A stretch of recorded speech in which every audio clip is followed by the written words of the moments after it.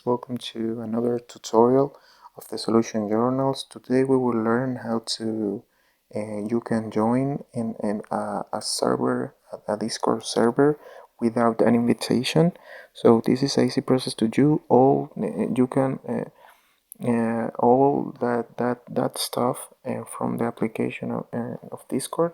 And the first step is go to Discord, and here in the application, in the option of servers, you need to go to the button of add a server here in the green button, and after that you need to pick here in join a server.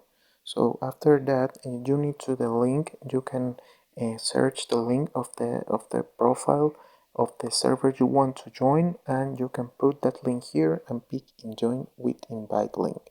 So this is the way you can do that. You need to search in the in the social media of that person you want to join a server, and put the link here.